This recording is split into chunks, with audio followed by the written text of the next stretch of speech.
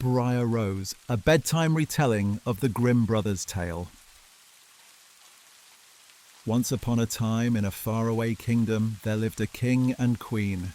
They had everything: riches, fine clothes, grand feasts, and a royal carriage to ride in each day.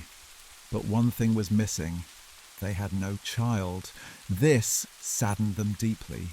One day, as the queen was walking beside the river at the edge of the royal gardens, she noticed a small fish struggling on the bank. It had leapt out of the water and was gasping for breath. The queen took pity on it, gently lifted it up, and placed it back into the river. Before swimming away, the little fish lifted its head above the water and said, "I know what your heart wishes for, and your kindness will be rewarded. You shall soon have a daughter," and so it came to pass. The queen gave birth to a baby girl, so beautiful that the king could not stop gazing at her. To celebrate, he planned a grand feast to show the child to the entire kingdom. The queen said, "Let us invite the fairies as well, so they may bless our little one." Now there were 13 fairies in the land, but the palace had only 12 golden dishes for them to dine from. So, sadly, one fairy was left uninvited.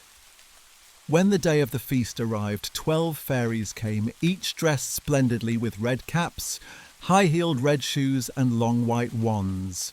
After the feast, they gathered around the cradle to bless the princess. Each fairy gave her a gift. One blessed her with goodness, another with beauty, another with riches, and so on, until 11 had spoken. Just then, a great noise was heard in the courtyard. The 13th fairy had arrived. Uninvited, she wore a black cap and shoes and carried a broomstick. Anger burned in her eyes as she entered the hall. She scolded the king and queen for leaving her out and, in her fury, cried out, "The king's daughter shall, in her 15th year, prick her finger on a spindle and fall down dead."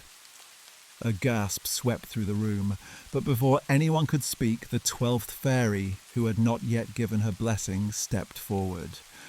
"Her fate cannot be undone," she said softly, "but it can be softened. She shall not die, only fall into a deep sleep for 100 years. The king, desperate to protect his daughter, ordered that all spindles in the kingdom be gathered and burned. Years passed. The princess grew up blessed with every good gift, grace, wisdom, and kindness. All who saw her loved her. Then came her 15th birthday. The king and queen were away from the palace, and the princess wandered through the halls, exploring room after room until she came to an old tower.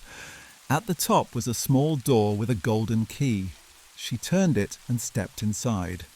There sat an old woman, spinning busily at her wheel. "Good day, old mother," said the princess. "What are you doing?"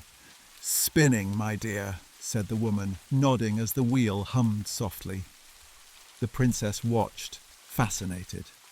"How prettily that little thing turns," she said, reaching out to try. But as soon as she touched the spindle, the prophecy came true.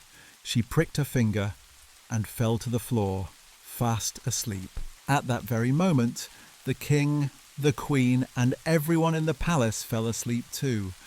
The horses in the stable, the dogs in the courtyard, even the pigeons on the roof, all slept. The fire stopped blazing. The cook froze mid-motion. The butler fell asleep with his jug of ale still raised to his lips. The entire kingdom grew silent. Then, slowly, a great hedge of thorns began to grow around the palace. Year after year, it thickened until the castle disappeared entirely. But the tale of Briar Rose, the sleeping princess, spread across the land. Many brave princes came to break through the thorny hedge, yet none succeeded. They were caught fast and perished there. At last, after 100 years had passed, a young prince heard the story from an old man. "Many have tried," said the man. "None have returned. They say a beautiful princess lies sleeping there with her whole court." But the prince was not afraid. "I will go and see her for myself," he said. And as fate would have it, That very day marked the end of the 100 years. When the prince reached the hedge, it had blossomed into a wall of roses and opened before him. He passed through easily and found the palace still and silent. The horses slept in their stalls, the dogs lay still, even the flies on the walls did not stir. He climbed the tower stairs and opened the door to the little room. There lay Briar Rose, as radiant as ever, asleep upon a couch by the window. The prince gazed at her beauty, then bent down and kissed her. At that moment, she opened her eyes and smiled, and as if the castle itself had been waiting for her awakening, life stirred once more. The king and queen awoke, the servants bustled, the fire blazed, the pigeons took flight, and the cook at last gave the kitchen boy the long-promised box on the ear. Soon after, Briar Rose and the prince were married in a grand celebration, and from that day forward they lived together happily ever after. The end.